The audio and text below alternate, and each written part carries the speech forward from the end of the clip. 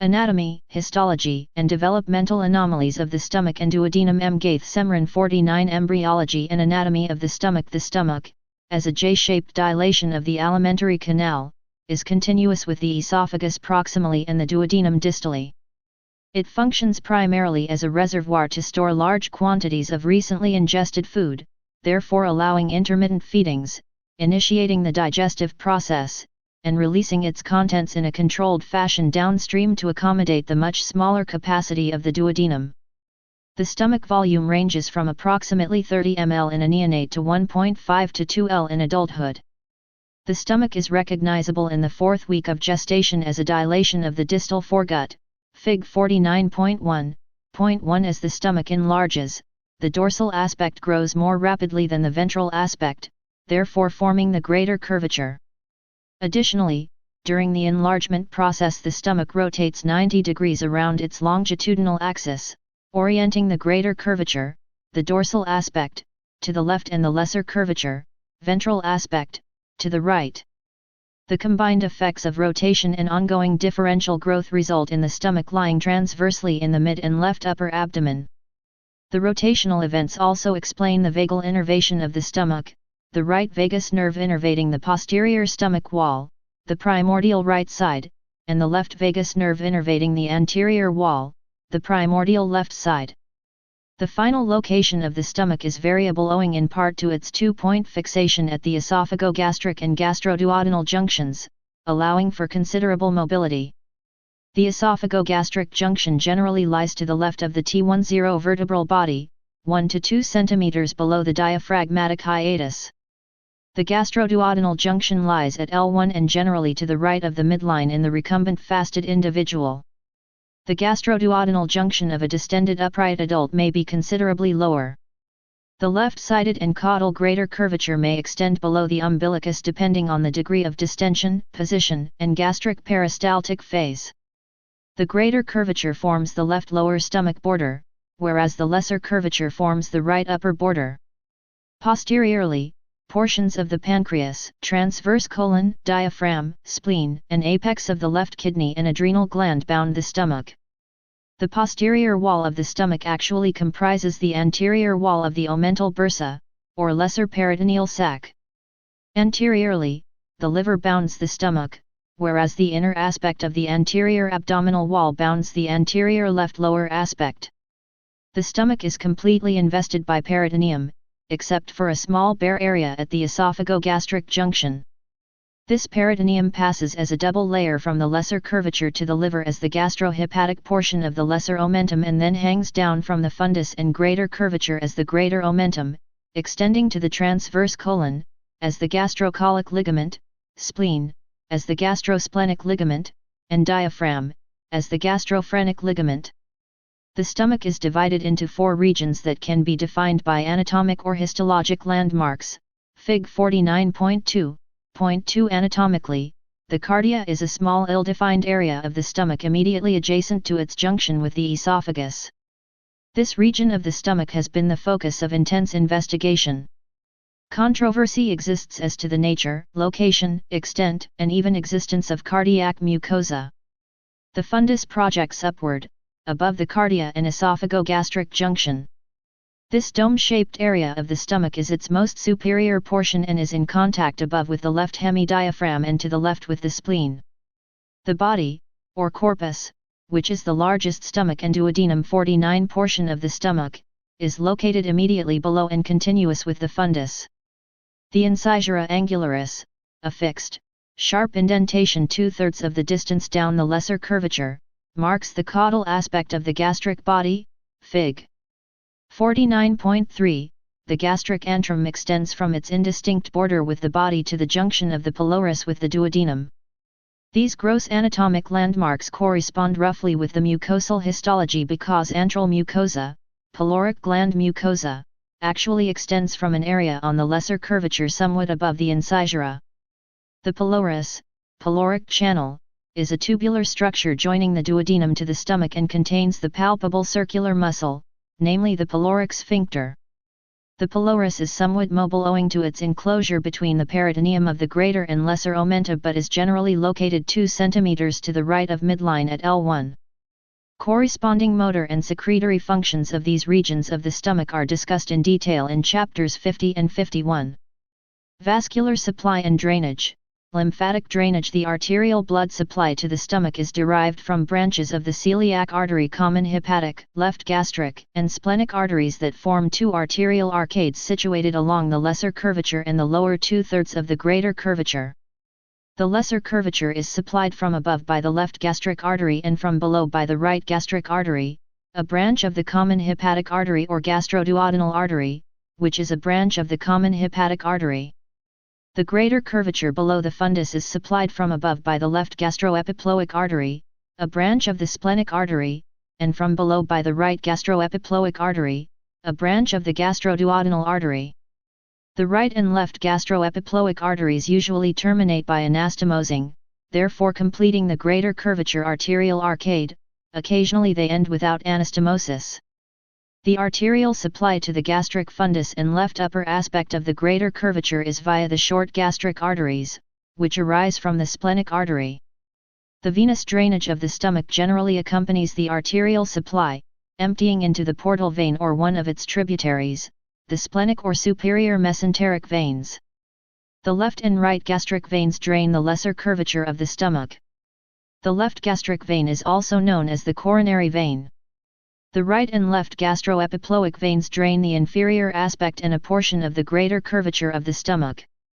The right gastroepiploic vein and several more distal veins become the gastrocolic veins, eventually terminating in the superior mesenteric vein. There is no gastroduodenal vein. The left gastroepiploic vein becomes the splenic vein and later receives the short gastric veins, therefore draining the fundus and upper great curvature of the stomach.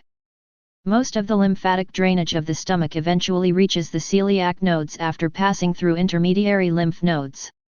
Lymphatic channels anastomose freely in the gastric wall, with lymphatic flow directed through one-way valves into one of 4 groups of nodes. The inferior gastric region drains into subpyloric and omental nodes, then the hepatic nodes, terminating in the celiac nodes. The splenic or superior aspect of the greater curvature lymph initially drains into pancreatico-splenic nodes and then into celiac nodes. The superior gastric or lesser curvature region lymph drains into the left and right gastric nodes adjacent to their respective vessels and terminates in the celiac nodes. The hepatic or pyloric portion of the lesser curvature lymph drains into the suprapyloric nodes, then into the hepatic nodes, and finally into the celiac nodes. Gastric innervation. The autonomic innervation of the stomach stems from the sympathetic and parasympathetic nervous systems delivered via a complex tangle of nerves coursing along the visceral arteries. The gastric sympathetic innervation is derived from preganglionic fibers arising predominantly from T6 to T8 spinal nerves, which synapse in the bilateral celiac ganglia with neurons whose postganglionic fibers course through the celiac plexus along the vascular supply of the stomach. Accompanying these sympathetic nerves are afferent pain-transmitting fibers from the stomach and motor fibers to the pyloric sphincter. The parasympathetic innervation is via the right and left vagus nerves, which form the distal esophageal plexus, and gives rise to the posterior and anterior vagal trunks near the gastric cardia. The trunks contain preganglionic parasympathetic fibers, as well as afferent fibers from the viscera. Both trunks give rise to celiac and hepatic branches before continuing on within the lesser omentum slightly to the right of the lesser curvature as the anterior nerve of La Target and the posterior nerve of La Target. These nerves give rise to multiple gastric branches to the stomach wall, where the preganglionic fibers synapse with the ganglion cells lower esophageal sphincter fundus body antrum pylorus pyloric gland mucosa oxyntic gland mucosa Fig 49.2 anatomic regions of the stomach. The line is drawn from the incisura angularis along the lesser curvature to an indistinct border between the gastric body and antrum along the greater curvature. From Johnson L.R. Gastrointestinal Physiology. 6th ed. St. Louis, Mosby, 2001. p. 76.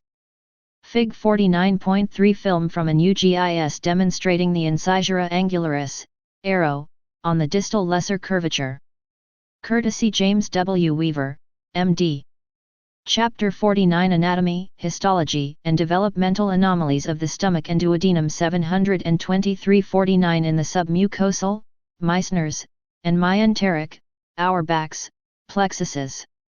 From these plexuses, postganglionic fibers are distributed to cells and glands and to smooth muscle tissue layers of the stomach. The luminal surface of the gastric wall forms thick, longitudinally oriented folds, or rugae, that flatten with distension. 4 layers make up the gastric wall: mucosa, submucosa, muscularis propria, and serosa. Mucosa lines the gastric lumen, appearing as a smooth, velvety, blood-filled lining. The mucosa of the cardia, antrum, and pylorus is somewhat paler than that of the fundus and body. It is within the fundic and body mucosa that most of the functional secretory elements of the stomach are located. See Chapter 51. The submucosa, immediately deep to the mucosa, provides the dense connective tissue skeleton of collagen and elastin fibers. Lymphocytes, plasma cells, arterioles, venules, lymphatics, and the submucosal plexus are also contained within the submucosa. The third tissue layer, the muscularis propria, is a combination of 3 muscle layers: inner oblique, middle circular, and outer longitudinal. The inner oblique muscle fibers course over the gastric fundus, covering the anterior and posterior aspects of the stomach wall. The middle circular fibers encircle the body of the stomach, thickening distally to become the pyloric sphincter, and the outer longitudinal muscle fibers course primarily along the greater and lesser curvatures of the stomach.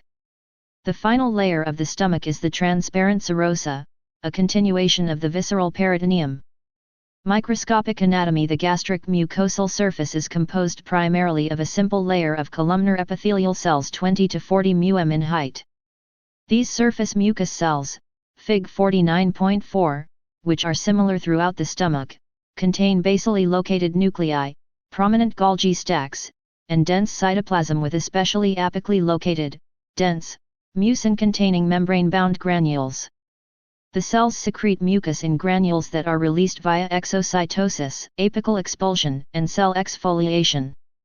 The primary role of mucus, along with bicarbonate, is luminal cytoprotection from the elements acid, pepsin, ingested substances, and pathogens.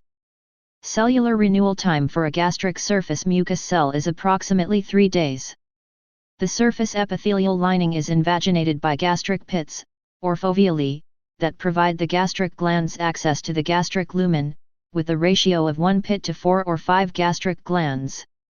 The gastric glands of different anatomic regions of the stomach are lined with different types of specialized epithelial cells, allowing for differentiation of these regions by type of gastric gland. See Fig 49.2. The first region, the cardia, is a small transition zone from esophageal squamous epithelium to gastric columnar epithelium. The cardia has been a controversial histologic area of discussion, with theories suggesting that its presence is pathologic. However, recent observations concluded that cardiac mucosa develops during gestation and is present at birth. 3 The cardiac glands have a branched and tortuous configuration and are populated by mucus, endocrine, and undifferentiated cells. There is a gradual transition from cardiac glands to the second region, the acid-secreting segment of the stomach. This region encompasses the gastric fundus and body and contains the parietal, or oxyntic or fundic, glands. Parietal, chief, also known as peptic, endocrine, mucus neck, and undifferentiated cells compose the oxyntic glands. The final region, corresponding to the antrum and pylorus, contains the pyloric glands, composed of endocrine cells, including gastrin-producing G cells and mucus cells. By far the most numerous and distinctive gastric glands are the oxyntic glands, Fig 49.5, responsible for the secretion of acid, intrinsic factor, and most gastric enzymes. These fairly straight and simple tubular glands are closely associated in the areas of gastric fundus and body. A typical gland is subdivided into 3 areas: the isthmus, where surface mucus cells predominate, the neck, where parietal and mucus neck cells predominate, and the base, where chief cells predominate, along with some parietal and mucus neck cells. Endocrine cells, somatostatin-containing D-junctional complex mucous granules, rough endoplasmic reticulum, nucleus, basement lamina, macula adherens, Golgi complex, mitochondria, microvilli. Fig 49.4 Schematic representation of a mucous surface cell. Gastric gland, MNC, PCCC, ECL cell, D cell, MSC. Fig 49.5 Schematic representation of an oxyntic, gastric, gland, with mucous surface cells, MSC, mucous neck cells, MNC, enterochromaffin-like, ECL, cells, somatostatin-containing D cells, parietal cells, PC, and chief cells, CC. From Lloyd KCK, Debati. The peripheral regulation of gastric acid secretion. In, Johnson L.R., ETL, editors. Physiology of the Gastrointestinal Tract, Vol. 2. 3rd ed. New York, Lippincott Raven, 1994. 724 Part 6 Stomach and duodenum cells, and histamine-secreting enterochromaffin-like, ECL, cells, among others, are scattered throughout the oxyntic epithelium, see Chapter 4. The principal cell type of the oxyntic gland is the parietal cell, Fig 49.6.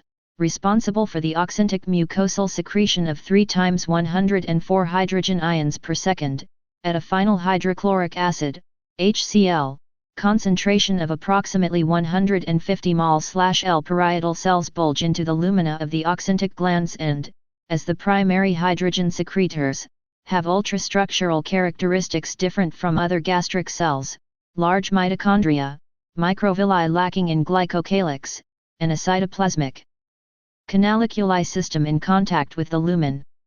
In the non-secreting parietal cell, a cytoplasmic tubulovesicular system predominates and short microvilli line the apical canaliculus. In the secreting state, the tubulovesicular system disappears, leaving an extensive system of intracellular canaliculi containing long microvilli. Mitochondria occupy approximately 30% to 40% of the secreting parietal cell volume, providing energy required for acid secretion across apical microvilli, see Fig 49.6. The so-called proton pump, the H plus K plus ADPase, resides in the apical microvillus membrane, as does carbonic anhydrase. The apical H plus K plus ADPase functions as the proton translocator in gastric acid secretion, see Chapter 51. Acid secretion begins within 5 to 10 minutes of stimulation. Additionally, parietal cells are the site of intrinsic factor secretion via membrane-associated vesicle transport. Closely associated with parietal cells are mucous neck cells, which appear singly close to parietal cells or in groups of 2 or 3 in the oxyntic gland neck or isthmus. Mucous neck cells differ from their surface counterparts in their synthesis of acidic, sulfated mucus rather than the neutral mucus. Additionally, mucous neck cells have basal nuclei and larger mucus granules around the nucleus, rather than apically located granules. Function of the two cell types appears different in that surface mucus cells are cytoprotective, whereas the mucous neck cell functions as a stem cell precursor for surface mucus, parietal, chief, and endocrine cells. Chief cells, also known as zymogen cells, predominate in deeper layers of the oxyntic glands.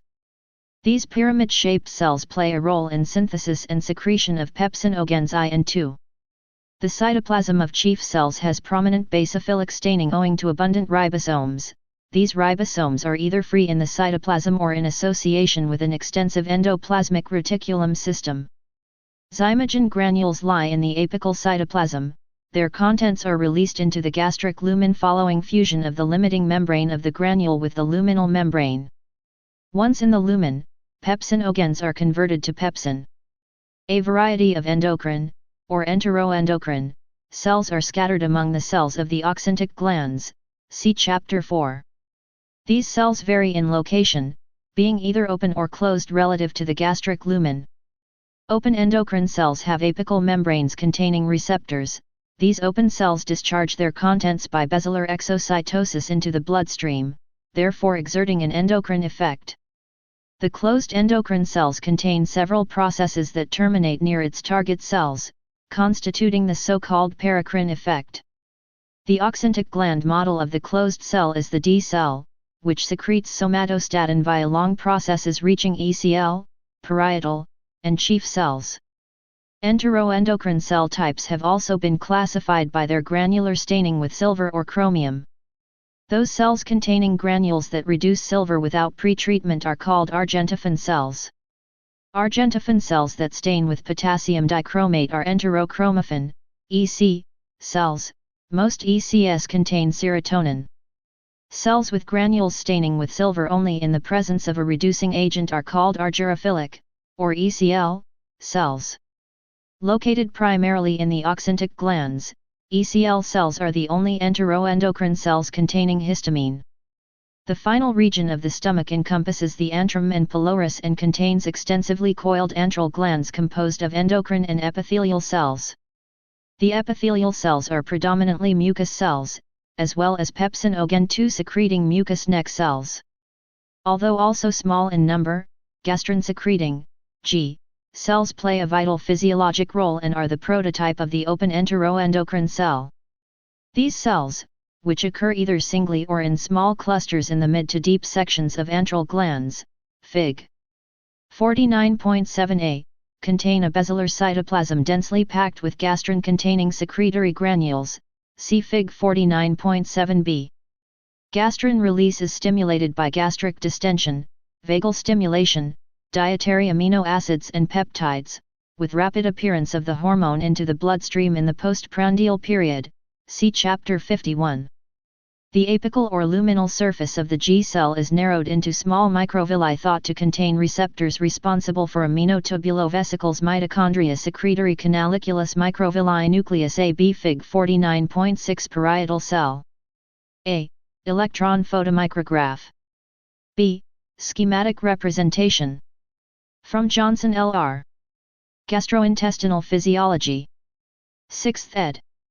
St. Louis, Mosby, 2001. pp 78-9. Chapter 49 Anatomy, Histology, and Developmental Anomalies of the Stomach and Duodenum 725-49 Acid and peptide stimulation of gastrin release. Significant quantities of gastrin are also secreted into the gastric lumen.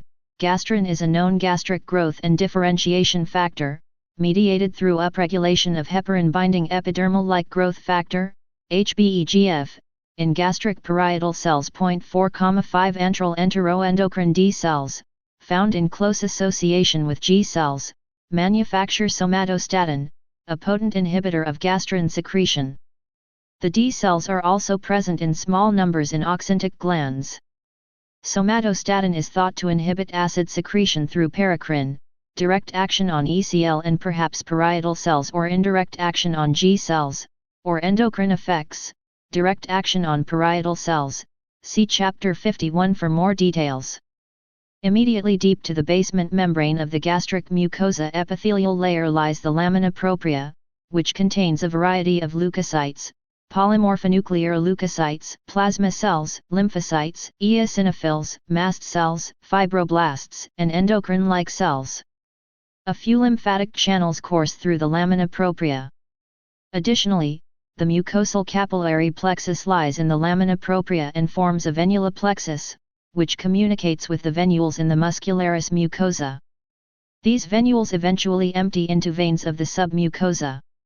Embryology and anatomy of the duodenum. The duodenum develops during the 4th week of gestation from the distal foregut, proximal midgut, and the adjacent splanchnic mesenchyme. The junction of the foregut and midgut occurs in the second part of the duodenum, slightly distal to the major papilla. As the stomach rotates, so too does the duodenum, therefore developing a C-shaped configuration. During weeks 5 and 6 of embryologic development, the duodenal lumen is temporarily obliterated owing to proliferation of its mucosal lining. During the following weeks, luminal vacuolization and degeneration of some of the proliferating cells result in recanalization of the duodenal lumen. Epithelium and glands develop from embryonic endoderm, whereas connective tissue, muscle, and serosa are derived from mesoderm. The duodenum is the most proximal section of the small intestine and is continuous proximally with the pylorus and distally with the jejunum. It forms a C-shaped loop around the head of the pancreas. The duodenum in adults is approximately 30 cm long, 12 inches, hence its name duodenum, and is subdivided into 4 sections, commonly termed the first, second, third, and fourth parts, whose borders are delineated by angular course changes. The first part of the duodenum is approximately 5 cm in length and courses rightward, upward, and backward from the pylorus. The proximal portion of the first part of the duodenum is also referred to as the duodenal bulb or cap. Loosely attached to the liver by the hepatoduodenal portion of the lesser omentum, the first part moves in response to movement by the pylorus. The gastroduodenal artery, bile duct, and the portal vein lie posterior, whereas the gallbladder lies anterior to the first part of the duodenum. The second part of the duodenum is 7 to 10 cm in length, coursing downward, parallel and in front of the hilum of the right kidney and to the right in contact with the pancreatic head.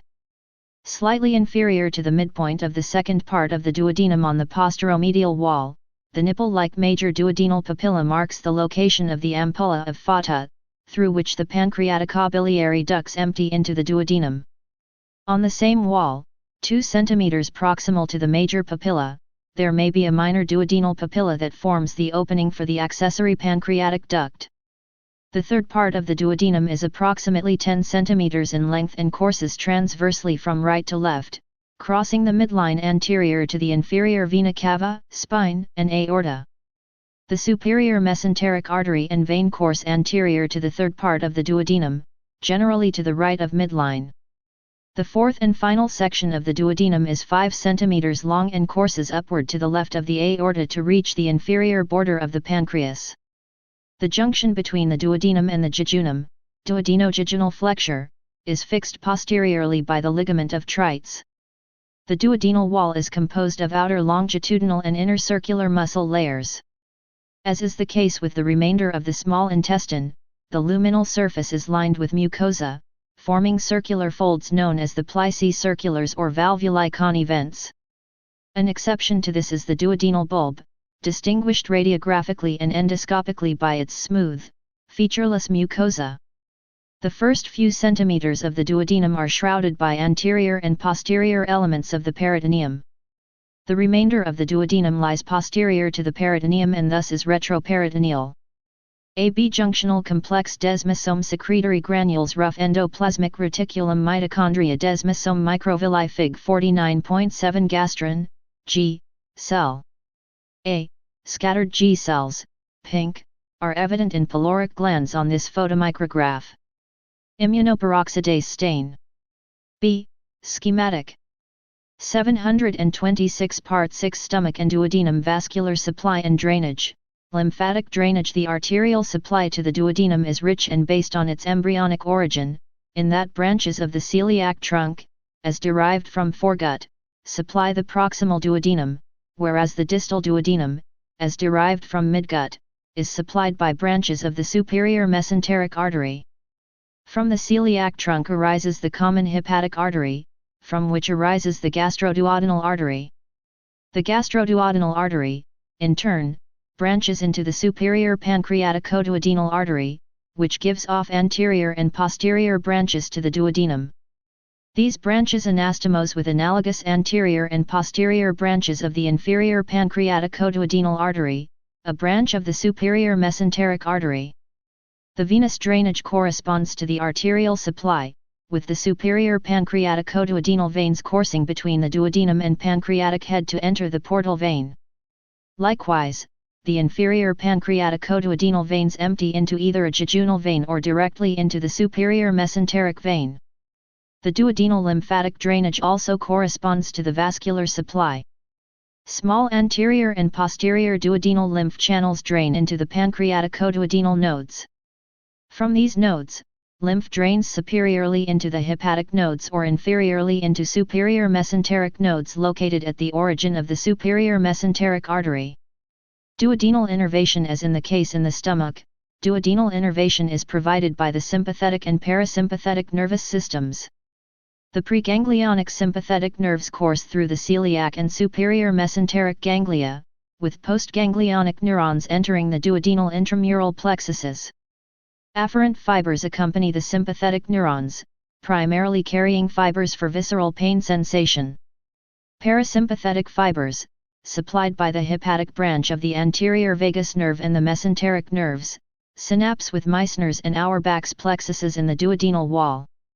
Microscopic anatomy. The duodenum differs dramatically from the gastric mucosa, with the change from gastric glands and pits to a mucosa lined with villi surrounded by crypts of Lieber-Kuhn and a submucosa with characteristic Brunner's glands. A single layer of epithelial cells provides the interface between the duodenal lumen and mucosa in the areas of both villi and crypts. In this epithelial layer are contained absorptive cells, Paneth cells, which secrete lysozyme and other host defense factors, mucus cells, and endocrine cells. The villi in the proximal duodenum have a distorted appearance, thought to be related to its exposure to gastric acid. In contrast, the villi of the distal duodenum are tall, slender, and very regular, similar to those in the jejunum. The ratio of the length of villi to crypts in the distal duodenum is 4:1 or 5:1, again similar to the ratio in the jejunum. Within the submucosa of the duodenum are the branched Brunner's glands, which secrete an alkaline and clear mucus containing bicarbonate, EGF, and pepsin OGN2. Brunner's glands are most numerous in the proximal duodenum and decrease in number distally.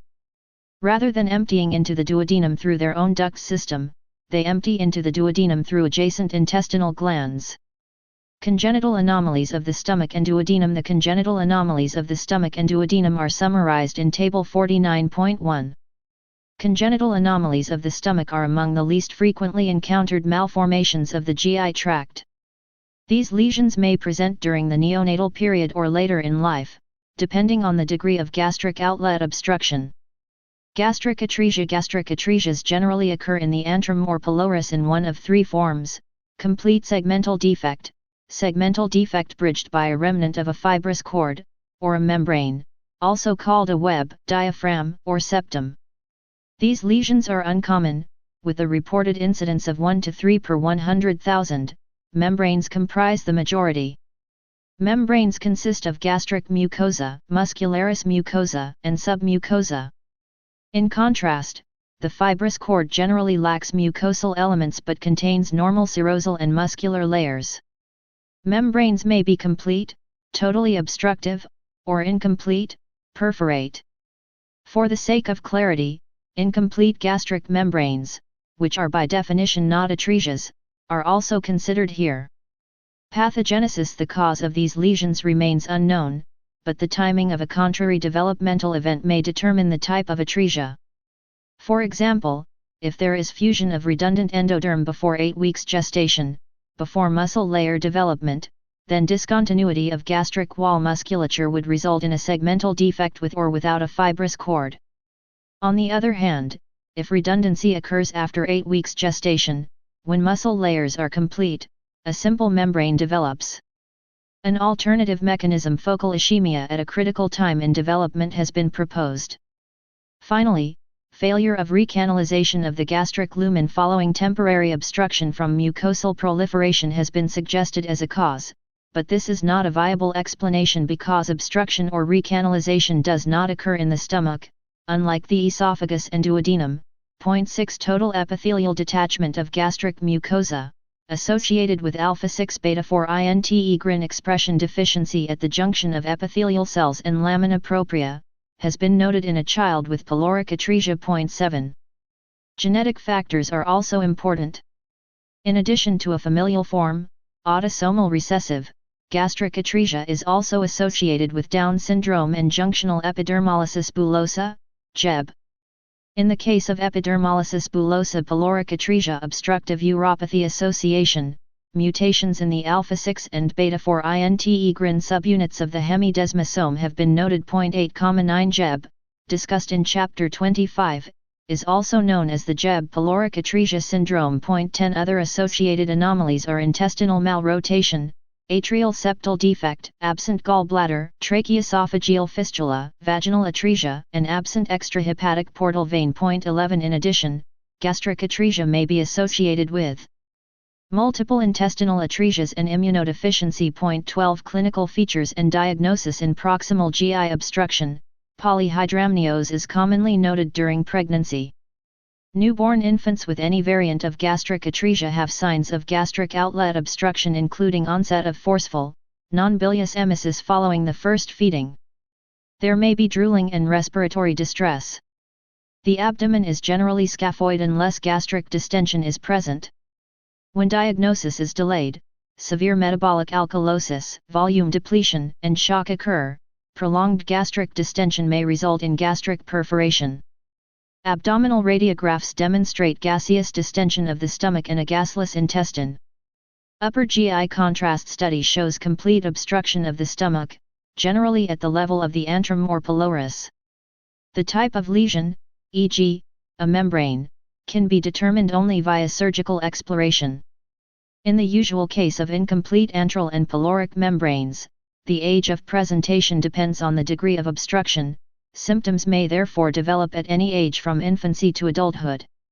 Chapter 49 Anatomy, Histology, and Developmental Anomalies of the Stomach and Duodenum 727-49 These lesions, except for the presence of membrane perforations, are identical to the membranes of gastric atresia. Luminal narrowing is from the malformation itself as well as from local inflammation and edema. The primary symptom is vomiting, which in infants or children may result in failure to establish normal weight gain. In older children and adults, the symptoms may mimic those of peptic ulcer disease, with nausea, epigastric pain, and weight loss. Diarrhea has been observed, but its physiologic basis is unknown. The abdominal radiograph is typically normal, although gastric distension may be noted. Occasionally, prenatal diagnosis may be suggested by U.S. findings of dilated stomach without polyhydramnios. Definitive diagnosis is established by contrast radiography, U.S., or EGD. Contrast radiography demonstrates the membrane as a thin, circumferential filling defect in the antrum or pylorus. Careful observation shows contrast material with delayed passage through a central defect in the membrane. Overall gastric emptying is delayed. US may demonstrate segmentation of the antrum, whereas on EGD a small, fixed opening in the antrum or pylorus may be evident, surrounded by a mucosa free of folds. Treatment following patient stabilization with fluids, electrolytes, and gastric decompression. Definitive treatment is surgical. Complete or incomplete antral membranes are treated by simple excision. Pyloric membranes require pyloroplasty. The presence of a concomitant duodenal atresia has been described, also known as windsock diaphragm, see Chapter 26, and its presence or absence is verified by passage of a catheter distally into the duodenum intraoperatively. Endoscopic therapy using a snare, papillotome, laser, or dilation via balloon has also been described. In cases involving atretic gap, gastroduodenostomy is considered curative. An alternative approach is pyloric sphincter reconstruction via longitudinal pyloromyotomy, followed by end-to-end anastomosis of cul-de-sacs of gastric and duodenal mucosa. 13 Gastrojejunostomy is not recommended in children because of the risk of marginal ulcer. In a retrospective study, a mortality rate exceeding 50% was seen and attributed to the associated fetal anomalies and sepsis due to variety organisms, Klebsiella, Pseudomonas, and Candida species and methicillin-resistant Staphylococcus aureus. As previously mentioned, some of the patients had immune deficiency disorders. 14 Microgastria. Microgastria is an extremely rare congenital anomaly of the caudal part of the foregut. A small, tubular, or saccular, incompletely rotated stomach is associated with a megaesophagus. Varying degrees of the anomaly occur owing to arrested development during the 5th week of gestation in differentiation of the greater curvature of the stomach such that neither rotation nor fusiform dilation of the stomach occurs. 15 A localized vascular insufficiency has been postulated to lead to the development of microgastria after the 8th week of gestation. 16 The etiology is unknown. Fortunately, normal gastric histology is preserved.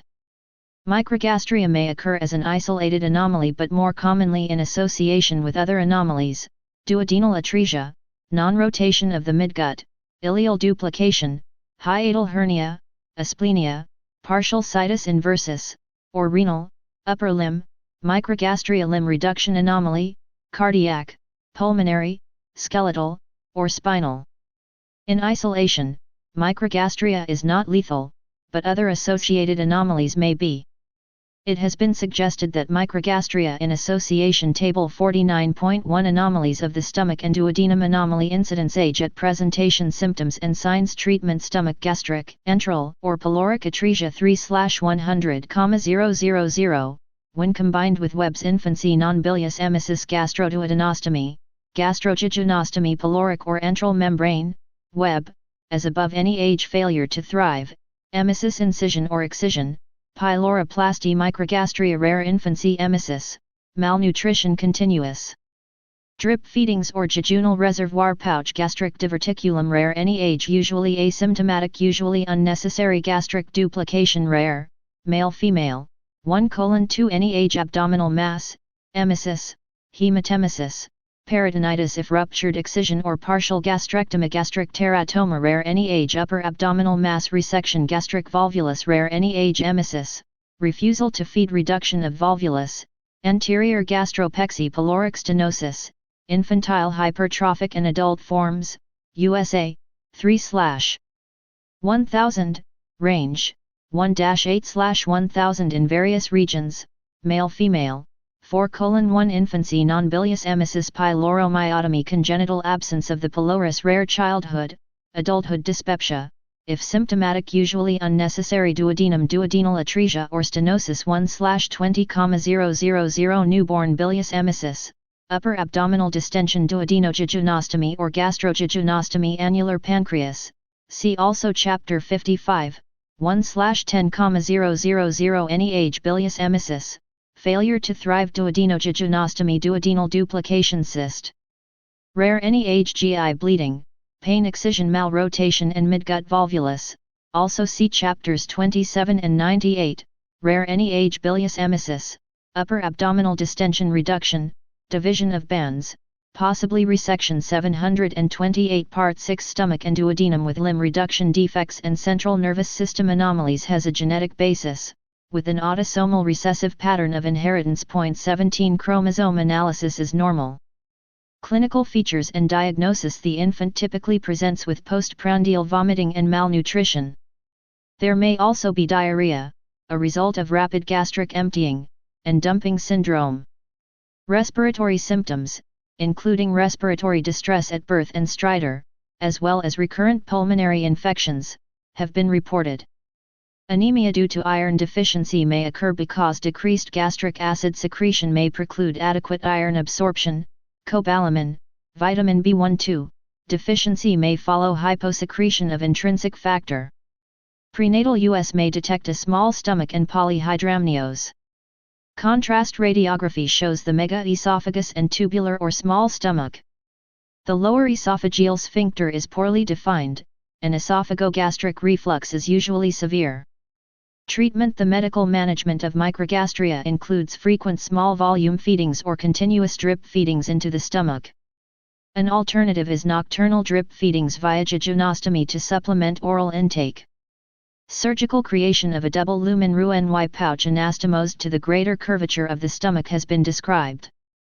This Hunt-Lawrence jejunal pouch has allowed normal growth and development and prevented reflux and dumping syndrome. 18 One case report described gastric dissociation for the treatment of congenital microgastria with paraesophageal hiatal hernia. 19 Gastric diverticulum. A gastric diverticulum is the rarest type of GI diverticulum. The true congenital diverticulum contains all gastric tissue layers and is located on the posterior wall of the cardia. The intramural, or partial, diverticulum projects into but not through the muscular layer, most commonly located along the greater curvature of the antrum. The false, or pseudo, diverticulum is formed by mucosal and submucosal herniation through a defect in the muscular wall and lacks muscularis propria. Familial occurrence has not been described for any of these lesions. Clinical features and diagnosis: most congenital gastric diverticula are asymptomatic and are incidental findings on radiography or endoscopy, or at autopsy, see chapter 26. Size varies from 1 to 11 cm. Contrast radiography shows a rounded, well-delineated mobile pouch, often with an air fluid level. Emptying of the diverticulum may be delayed. On endoscopy, the diverticulum is seen as a well-delineated opening, distension by the scope may reproduce symptoms. Unfortunately, both upper GI radiologic studies and endoscopy may miss the diagnosis due to the typical location at the esophagogastric junction. Symptoms may be epigastric or lower chest pain, indigestion, bleeding, or non-bilious emesis. The differential diagnosis includes an acquired gastric diverticulum found in association with pancreatitis, gastric outlet obstruction, trauma, ulcer disease, or malignancy. Hiatal hernia and hypertrophic gastric folds may mimic a diverticulum on contrast studies. Radiology cannot distinguish between congenital and acquired diverticula. Treatment in the case of an incidentally discovered proximal gastric diverticulum, treatment is unnecessary.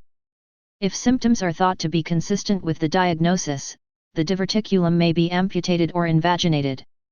Because of the risk of malignancy associated with distal gastric diverticula, surgical treatment by amputation, invagination, or segmental resection has been recommended. Laparoscopic resection following gastroscopic localization has been described. Gastric duplication. Approximately 20% of all GI duplications are gastric. Duplication of the stomach can occur in isolation, as a triplication, 2 gastric duplications in one individual, or combined with duplications of other structures in the GI tract such as the esophagus or duodenum. Location is contiguous with the stomach, generally along the greater curvature or posterior wall, and contains all layers of the gastric wall. Gastric and pancreatic mucosa lining the duplication are most clinically significant secondary to potential complications such as PUD and pancreatitis. The duplication rarely communicates with the stomach, so for this reason, a tubular, fusiform, or spherical cystic mass develops. Infrequently, there may be a connection to the colon, pancreas, or pancreatic duplication. The connection may be the result of an acquired fistula from a penetrating peptic ulcer within the gastric duplication. Several embryologic defects have been proposed as etiologies for duplications, including errors in separation of notochord and endoderm, persistence of embryonic diverticula, and persistence of vacuoles within the epithelium of the primitive foregut. 20 Most duplications occur in women, 65%, and are detected during infancy or childhood, 80%, with no familial tendency. Aside from concurrent duplications, vertebral anomalies are the second most commonly linked abnormality. 21 Carcinomas arising in congenital duplications have been described in adults. Clinical features and diagnosis. The clinical presentation of gastric duplication depends on factors such as size, location, and communicating structure, if any. Symptoms and signs vary and may include the following: colic, abdominal mass, epigastric pain, failure to gain appropriate weight, vomiting, occult or frank upper or lower GI bleeding secondary to peptic ulceration, the latter occurring via erosion into the colon, hematobilia via a communication with the intrahepatic bile duct, respiratory distress or hemoptysis, perforated cyst fistulized to lung, 22 pyloric obstruction, peritonitis secondary to rupture, pancreatitis, pancreatic pseudocyst, and acute abdomen. In early infancy, symptoms may mimic those of hypertrophic pyloric stenosis. Diagnosis is suggested by an abdominal radiograph showing displacement and extrinsic compression of gastric lumen. Contrast radiography may demonstrate the duplication via a mass effect on the stomach, Fig. 49.8a, or the cyst may be imaged directly when there is communication with the GI tract. US, see Fig. 49.8b, including prenatal US 22 CT, see Fig. 49.8c, MRCP, TC99M per technetate scanning, and EUS may also demonstrate the lesion. Peristalsis identified by EUS in a juxtaenteric cyst is specific for a duplication cyst and may be considered as a diagnostic feature of this condition. 23 Treatment. Surgical excision is considered optimal therapy, see Fig. 49.8d. Laparoscopic resection has been described. 24 When complete excision is not possible, as may be the case when cyst and viscus have a common muscle layer, debulking, cyst gastrostomy, or partial gastrectomy may be necessary. Additionally, Mucosectomy or mucosal surface ablation should be considered because the development of malignancy in enteric duplications has been documented in adults. 25 Chapter 49 Anatomy, Histology, and Developmental Anomalies of the Stomach and Duodenum 729-49 Gastric teratoma. Gastric teratomas are benign neoplasms of the stomach that occur almost exclusively in males. Gastric teratomas are rare, comprising only 1% of all childhood teratomas. These tumors may have their origins in pluripotential cells and contain all three embryonic germ cell layers. They are almost always diagnosed during infancy owing to their large size. Most are located along the greater curvature of the stomach and are extragastric, although intramural extension has been reported. 26 The immature type, which includes yolk cell tumor, germinoma, and embryonal carcinoma, may infiltrate regional structures, such as omentum, regional lymph nodes, and the left lobe of the liver, whereas the mature teratoma type does not. In virtually all cases, gastric teratoma is an isolated finding and is not associated with other tumors or malformations. 27 Clinical features and diagnosis. The typical patient is a male infant with an abdominal mass. Mean age at presentation is 3.2 months. 28 Vomiting may be present from intrinsic compression and GI bleeding due to transmural growth, and disruption of gastric mucosa can occur. Polyhydramnios may be noted prenatally from gastric obstruction by the mass. The newborn infant with a teratoma may be delivered prematurely or have respiratory distress on the basis of increased abdominal pressure. Delivery may be difficult, putting the infant at risk for injuries such as shoulder dystocia. Gastric teratoma associated with gastric perforation, mimicking meconium peritonitis, has been described. 29 Non-contrast radiography demonstrates characteristic calcifications. US demonstrates solid and cystic areas, and CT or MRI confirms the diagnosis and evaluates regional infiltration. 28 Treatment. Tumor excision with primary gastric repair is the procedure of choice and is curative. Partial or even total gastrectomy is required for intramural tumor extension. Premalignant changes and frank malignant transformation to adenocarcinoma have been reported. 31 And peritoneal gliomatosis has been observed. Fortunately, even those cases with malignant histologic features or extension into adjacent tissues have an excellent prognosis. 27 In the case of immature gastric teratomas, a serum AFP level may be useful, especially because of the possibility of recurrence or metastasis and the need for adjuvant chemotherapy. 32 Recurrence of gastric teratoma can occur after 2 decades. Long-term follow-up is important. 33 Gastric volvulus. See Table 49.1 and Chapter 27. Infantile hypertrophic pyloric stenosis. Infantile hypertrophic pyloric stenosis, IHPS, is a form of gastric outlet obstruction caused by hypertrophy of circular muscle ABCDGB. Antrim. Fig. 49.8 Gastric duplication in a 12-year-old boy with a 1-year history of vomiting and intermittent abdominal pain. Physical examination and laboratory studies were normal. A film from a new GIS shows an extrinsic mass displacing and compressing the antrum and duodenal C loop. B. An US image shows a hypoechoic mass behind the gastric antrum and medial to the gallbladder, GB. C. CT shows a circumferential soft tissue thickening displacing and narrowing the antrum. D. An intraoperative picture of the gastric duplication after dissection of the stomach and before resection. 730 Part 6 Stomach and duodenum surrounding the pyloric channel. Correction of IHPS is the most common abdominal operative procedure during the first 6 months of life. Because the muscular hypertrophy and obstruction tend to be an evolving process during the postnatal period, IHPS is arguably not a true congenital defect. 34 The etiology of IHPS remains the subject of speculation. A localized lack of nitric oxide synthase, an enzyme associated with smooth muscle relaxation, or abnormal neuronal innervation associated with decreased muscle neurofilaments, nerve terminals, synaptic vesicle protein, and neural cell adhesion molecule 35 has been implicated. However, anatomic studies cannot determine whether nitric oxide synthase deficiency is a primary or secondary event. 36 And nitric oxide synthase deficiency is only notable in a subset of cases. 37 Pacemaker cells. that regulate GI motility, the interstitial cell of Cajal, discussed in the next chapter, are observed only near the submucosa in IHPS instead of throughout the pylorus. 3839 EGF and its receptors and heparin-binding EGF-like growth factor are markedly increased in smooth muscle cells in IHPS 40, but their triggers are unknown. The incidence of IHPS in the USA is approximately 3 in 1,000 live births, but varies among ethnic groups and regions from 1 to 8 in 1,000 live births.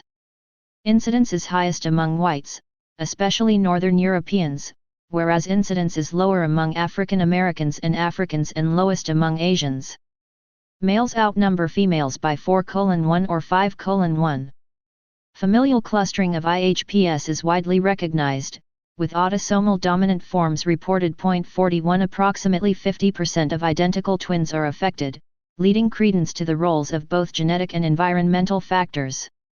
Male relatives of affected women are more likely to develop IHPS, such that siblings and offspring of affected women are more likely to develop IHPS than are relatives of affected men. Others at increased risk are firstborn male infants, especially those with high birth weights or born to professional parents. IHPS also occurs in association with Turner syndrome, trisomy 18, Cornelia de Lange syndrome, esophageal atresia, Hirschsprung's disease, phenylketonuria, and congenital rubella syndrome. Multiple reports have described an association between early macrolide exposure in infants, including exposure through breast milk 42 and the development of IHPS. 43-45 In addition, a recent decline in the incidence of IHPS that parallels that of sudden infant death syndrome has been observed and coincides with the recommendation of supine infant sleeping position. However, a study in Germany showed regional distribution of IHPS was different from that of sudden infant death syndrome. 46-47. 5 genetic loci have been identified with IHPS via genome-wide linkage analysis of families with 2 or more affected individuals.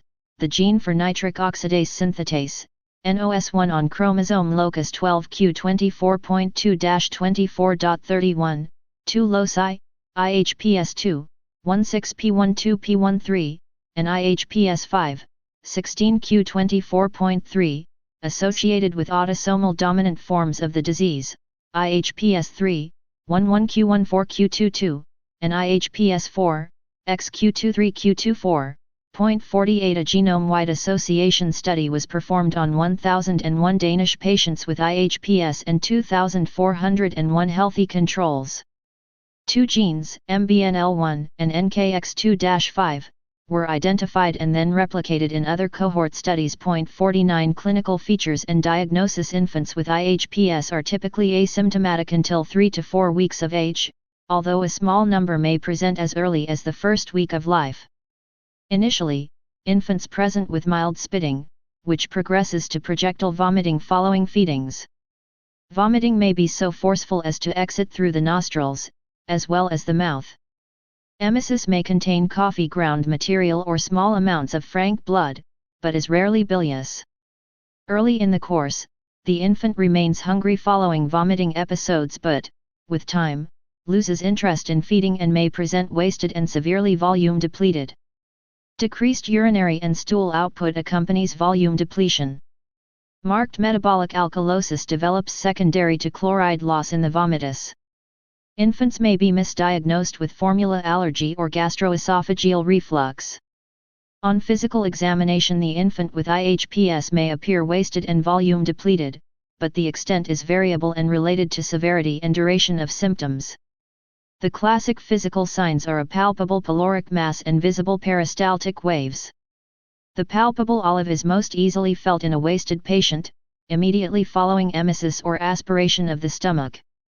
The location of the olive varies from the level of the umbilicus to near the epigastrium. The pyloric mass is palpable in 70% to 90% of affected infants, depending on the experience and patience of the examiner.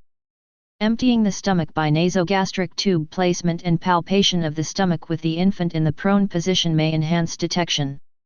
Peristaltic waves are best observed during feeding of the naked infant while the infant is cradled in the mother's left arm. Many infants appear jaundiced due to an indirect hyperbilirubinemia related to volume depletion and, perhaps, Malnutrition. When the presentation is typical and the olive palpated, no studies are necessary. However, in the minority of infants with projectile vomiting, definitive diagnosis requires radiologic studies. Non-contrast radiography demonstrates a distended stomach with paucity of gas beyond the stomach.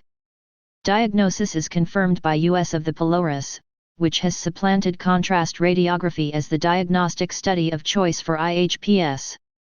Because volume depletion may affect the pyloric US measurements, ensuring an adequate fluid status may be prudent before US evaluation. 50 The length of the hypertrophied canal is variable and may range from as little as 14 mm to more than 20 mm. The numeric value for the lower limit of pyloric muscle thickness has varied in reports in the literature, ranging between 3 and 4.5 mm. This appears as a characteristic sonolucent donut, Fig 49.9. Many consider the numeric value less important than the overall morphology of the canal and real-time observations. A negative US study hinges on an unequivocal diagnosis of a normal pyloric ring and a distendable antrapyloric portion of the stomach. 51 When the differential diagnosis includes IHPS, gastroesophageal reflux, or other upper GI disorders, contrast radiography may be the appropriate first test. Contrast radiography must be performed carefully, and gastric contents should first be aspirated. The infant is given barium by nipple and imaged in a semi-prone position. Characteristic findings include an elongated narrow pylorus with the appearance of a double channel. There is also indentation of the adjacent antrum and duodenum by the Fig 49.9 abdominal US image in a 1-month-old infant with idiopathic hypertrophic pyloric stenosis demonstrating the sonolucent donut of pyloric hypertrophy on cross-section. Crossbars measure an abnormal, 7 mm, muscle thickness. Courtesy Jean Jogler, MD.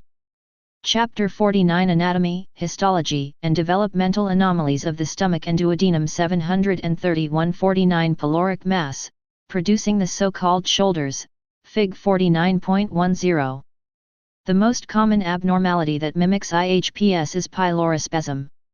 Diagnosis of IHPS by EGD has been described in which the pylorus appears as a cauliflower-like narrowing, through which a 7.8 mm, external diameter, endoscope cannot be past 52, however, another report on endoscopic diagnosis has refuted these claims. 53 EGD is also potentially beneficial to evaluate for eosinophilic gastroenteritis, see Chapter 30, which has been linked to pyloric stenosis. 54 Treatment. The initial therapy for IHPS is fluid and electrolyte replacement to correct volume depletion and hypochloremic metabolic alkalosis. Depending on severity, fluid and electrolyte repletion can usually be accomplished within 24 hours. Definitive therapy is the Ramstedt pyloromyotomy, which entails a longitudinal incision through the hypertrophied pyloric muscle down to the submucosa on the anterior surface of the pylorus. After spreading the muscle, the intact mucosa bulges through the incision to the level of the incised muscle. An alternative operation is the pyloric traumamyoplasty, where the pylorus is grasped with a Babcock clamp that disrupts the hypertrophied circular muscles in two places. 55,56 Laparoscopic pyloromyotomy with its improved cosmetic results and reduced need for analgesics is becoming increasingly popular. 57,58 Although infants may continue to vomit for the first few days postoperatively, persistent vomiting is suggestive of inadequate surgery. Non-operative therapy consists of the use of anticholinergic medications 59 and paste consistency feedings until such time that the muscle hypertrophy resolves. 60 Because of the high failure rate, the prolonged recovery period, compared with surgery, and the low risk of pyloromyotomy, the non-operative approach is rarely used in the USA. The prognosis following surgery is excellent, with the infant resuming normal growth and development. Although divergent gastric emptying rates have been observed for many years following treatment of IHPS, gastric emptying by scintigraphy using radiolabeled liquids or solids was similar in patients treated surgically or conservatively versus controls. 52 Adult hypertrophic pyloric stenosis. Hypertrophic pyloric stenosis, HPS, rarely occurs in adults. There are approximately 200 cases described in the literature. Adult HPS has anatomic features identical to the infantile type. In adults, pyloric thickening is generally associated with PUD, hypertrophic gastropathy 61 or carcinoma. In a few cases, no etiology is determined. It is therefore unknown whether these are missed infantile cases or whether the hypertrophy occurred later in life. There is a family history of IHPS in some cases of adult HPS, again suggesting a role for genetic predisposition or missed infantile cases. In addition, 80% of adult HPS cases occur in men. The resected pylorus demonstrates normal mucosa and marked circumferential thickening of the muscularis propria. 62 Microscopically, there are variable degrees of inflammatory changes or edema, and degenerative changes in the ganglion cells of the myenteric plexus have been reported. 61 Clinical features and diagnosis symptoms of adult HPS are similar to those observed in infancy: nausea, mild vomiting, early satiety, and epigastric pain, especially after eating. In contrast with the infantile form, the physical examination may not be helpful because the pyloric mass is difficult to palpate in adults. On contrast radiography, the elongated narrow pylorus is again apparent, gastric emptying is delayed, and the stomach may be dilated. US is the screening procedure of choice. It is generally considered abnormal if the pylorus is 1 cm or more thick with persistent elongation of more than 2 cm. 61 EGD is indicated to differentiate adult HPS from carcinoma or chronic peptic ulcer disease. Treatment: traditionally, surgical pyloromyotomy or resection of the involved region has been considered the procedure of choice. Because of the risk of a small focus of carcinoma, surgical resection of the pylorus has been recommended.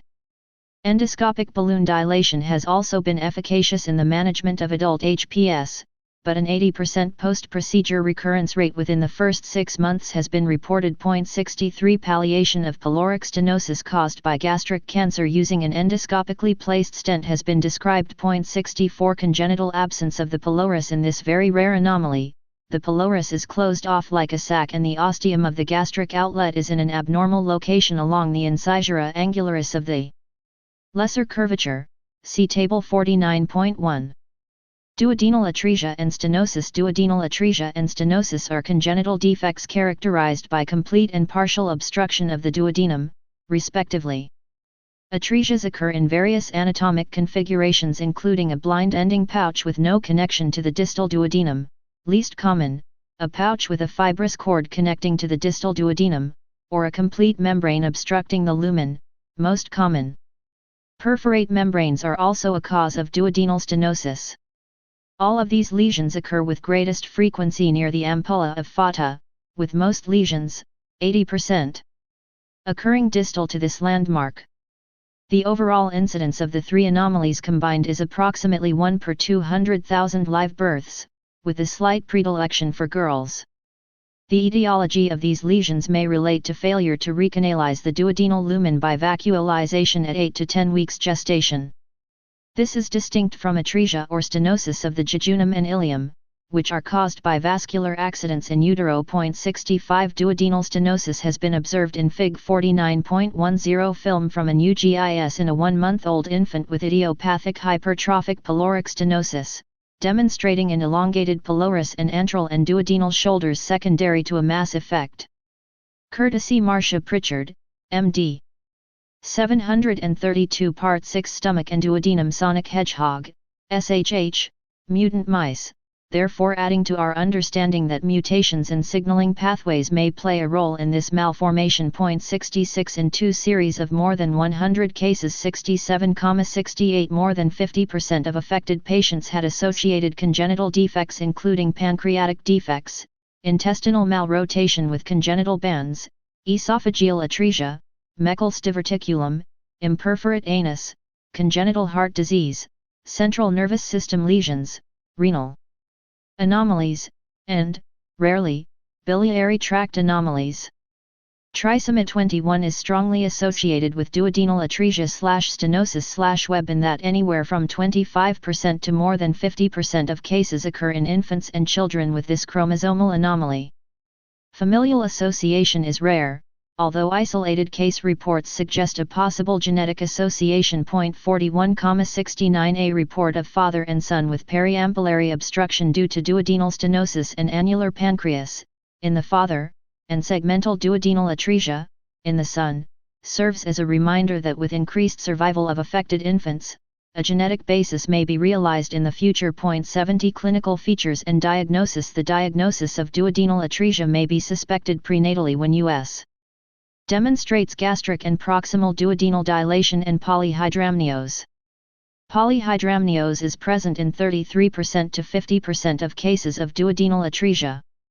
The absence of gastric and proximal duodenal dilation in the presence of polyhydramnios does not exclude the diagnosis, because intrauterine emesis may limit preobstructive dilation. High-frequency transvaginal transducers used in U.S. may overdiagnose intestinal dilation, so longer scanning is recommended once obstruction is suspected. 71 The infant with duodenal atresia is often born preterm and has early feeding intolerance characterized by vomiting and upper abdominal distension. Emesis is usually bilious because most lesions occur distal to the entry of the bile duct into the duodenum. Non-bilious emesis is seen in 15% to 20% of cases secondary to more proximal obstruction. Any child with trisomy 21 and vomiting, especially bile-stained, requires further evaluation for duodenal stenosis. Duodenal stenosis or a partial membrane may present at any age, depending on the degree of obstruction. Infants and children present with vomiting, failure to gain weight adequately, and or aspiration. Vomiting may be intermittent and of variable severity such that symptomatic lesions may remain undiagnosed for months to years.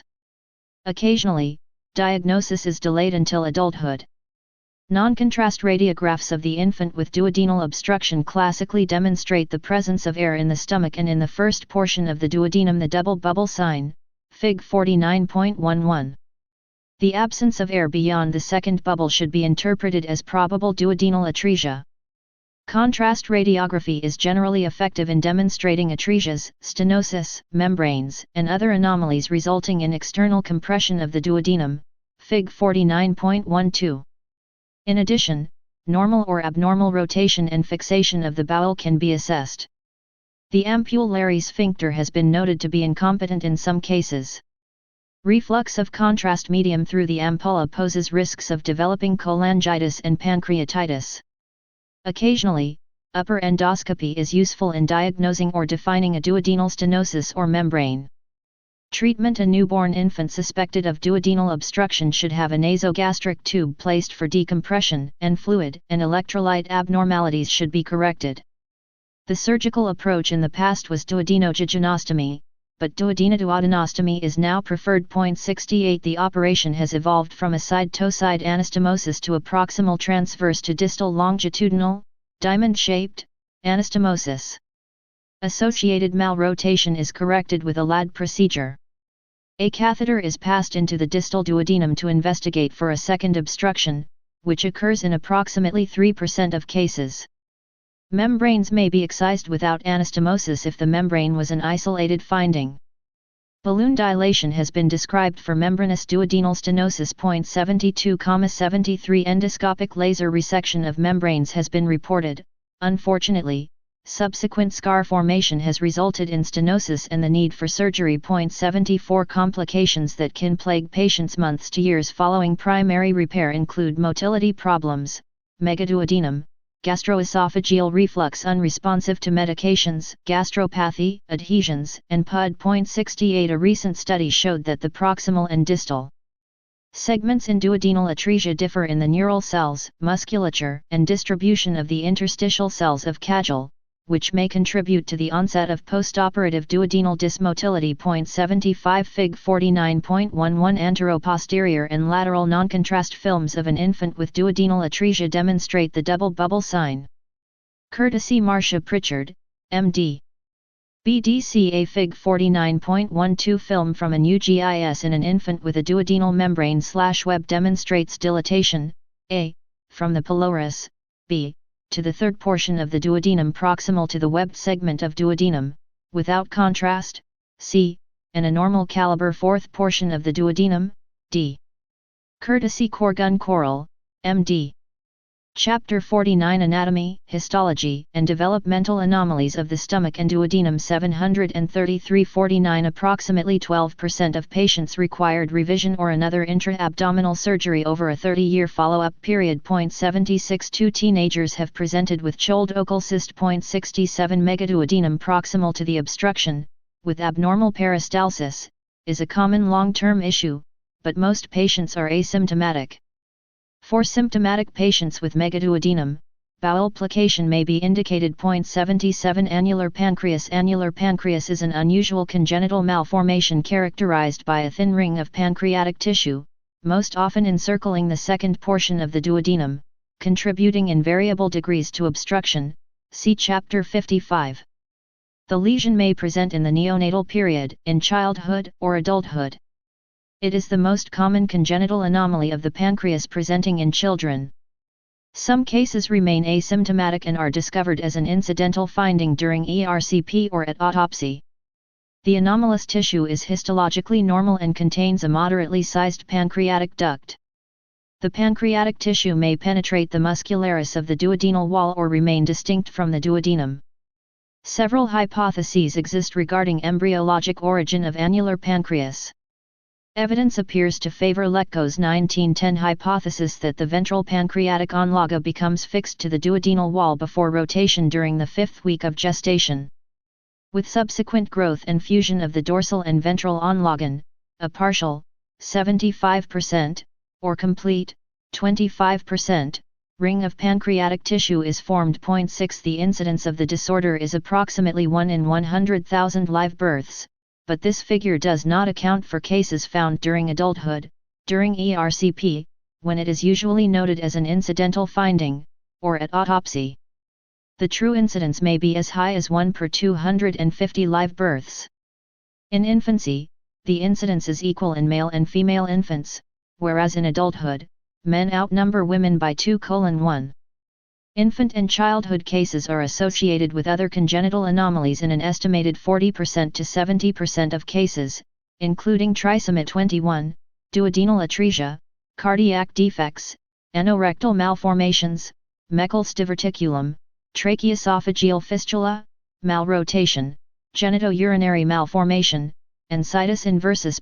78 In adults, compared with children, it is more common to have malrotation, duodenal web, Schatzki's ring, duodenal atresia, tracheoesophageal fistula, and genitourinary abnormalities. Also, adults are at increased risk of pancreatobiliary neoplasia. In 13 adults with annular pancreas, 6 had pancreatobiliary neoplasia, including 2 with adenocarcinoma of the pancreas, 2 with ampullary adenoma, and 1 with adenocarcinoma of the gallbladder. 78 The finding of an annular pancreas in a woman and her child, as well as in 2 successive generations, suggests a possible hereditary link. 79 A recent case report showed that the 6q24.2 microduplication of the utrophin gene is a potential risk factor for the development of annular pancreas. 80 Clinical features and diagnosis. Annular pancreas produces symptoms when tissue obstructs the duodenum or biliary tree. Controversy exists as to whether the annular pancreas actually plays a role in obstruction. The abnormally located pancreatic tissue is a visible indicator of an underlying duodenal abnormality that can range from minimal duodenal stenosis to atresia. 81 Infants may present with high-grade obstructive symptoms and signs such as bilious emesis and upper abdominal distension indistinguishable from duodenal atresia or malrotation with midgut volvulus. During childhood, intermittent bilious emesis and failure to thrive are common presenting symptoms, whereas during adulthood the most common symptom is abdominal pain. Other symptoms and signs in adults include nausea, vomiting, gastric outlet obstruction, pancreatitis, pancreatolithiasis, pancreas divissum, pancreatic mass, gastric or duodenal ulcer, or biliary obstruction resulting in jaundice. In the adult, symptoms peak in the 3rd to 5th decades. Non-contrast radiologic studies of the infant may demonstrate the double bubble sign identical to that seen in duodenal atresia, see Fig 49.10. Contrast radiography should be done to ensure that the obstruction is not due to midgut volvulus, which is a surgical emergency. In adults, transabdominal US, EUS, CT, or MRCP may diagnose annular pancreas.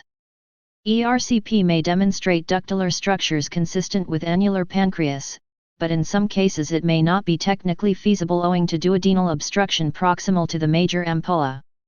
EUS is especially useful when prior gastric resection or duodenal obstruction precludes ERCP. In addition, a mass may be staged or undergo FNA at the time of EUS. The ability to evaluate for mass is a new consideration, given reports of ampullary carcinoma in association with annular pancreas. Hence, jaundice should not be attributed to annular pancreas until carcinoma is ruled out. 82 MRCP, which allows spatial resolution of the entire pancreaticobiliary tree, can identify the annulus and the duct that surrounds the duodenum. Finally, intraoperative diagnosis at laparotomy is not unusual. Treatment: the preferred operative therapy for annular pancreas includes duodeноstomy or duodenojejunectomy. Prognosis postoperatively is excellent with either, and postoperative deaths among infants are generally due to associated anomalies. Division or dissection of the pancreatic tissue is not recommended owing to the high risk of complications, including pancreatitis, pancreatic fistula, and incomplete relief of symptoms due to intrinsic duodenal narrowing. An annular pancreas identified at the time of organ procurement has been transplanted along with a long segment of duodenum with good results, so that annular pancreas can be considered suitable for transplantation. 83 Duodenal duplication cysts. Duodenal duplication cysts are a rare anomaly, totaling only 7% of GI duplications. Most commonly located posterior to the first or second portion of the duodenum, these spherical or tubular cysts do not generally communicate with the duodenal lumen but do share blood supply with the duodenum. Histologic criteria for a duodenal duplication cyst include GI mucosa, a smooth muscle layer in the wall, and an association with the duodenal wall. The mucosa is typically duodenal, but in 15% of cases there is gastric mucosa and, very rarely, pancreatic tissue is found. Men and women are affected equally. Several embryologic theories have been postulated, but none explain the diversity of anatomic varieties. 84 Clinical features and diagnosis. Duplications may be clinically silent for years before presentation. Presenting signs and symptoms of these cysts are typically that of partial gastric outlet obstruction and include vomiting, decreased oral intake, periumbilical tenderness, and abdominal distension. Conversely, an asymptomatic mass found on physical or radiologic examination may be noted first. If heterotopic gastric mucosa is present in the duplication, bleeding or perforation may be the initial presenting sign. In the neonate, duodenal obstruction due to a large duplication cyst has been reported. An infected duodenal duplication cyst has been noted as well. 85 Pancreatitis may occur if the cyst compresses or is in communication with the pancreatic duct. Finally, jaundice and duodenojejunal intussusception resulting in small bowel obstruction have been described. 86 Non-contrast, as well as contrast, radiography may demonstrate obstruction or compression effect but, in general, findings 734 Part 6 Stomach and duodenum are nonspecific and only suggestive of the diagnosis. US may show unilocular cystic structure with echogenic mucosa surrounded by thin hypoechoic halo of muscle layer. 85 Peristaltic waves through the cyst may be evident on US. Antenatal US can identify suspected cysts. CT may demonstrate an encapsulated, non-communicating cyst posterior to the duodenum. On ERCP, a compressible periampullary mass may be seen. Treatment: surgical therapy should be individualized in accordance with the anatomy of the cyst.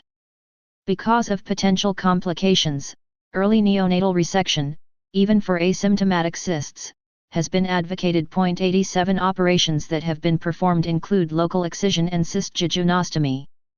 Mucosal stripping of the common muscular wall and resection coupled with removal of free walls has been recommended. 88 This, however, may be complex because of the proximity of the cyst to the ampulla and biliary pancreatic confluence. Endoscopic drainage, as well as removal, has been successful in adult and pediatric cases. As invasive carcinoma may occur in an adult with a duodenal duplication cyst, endoscopic drainage without resection may require reconsideration. Intestinal malrotation and midgut volvulus, see Table 49.1 and Chapter 98.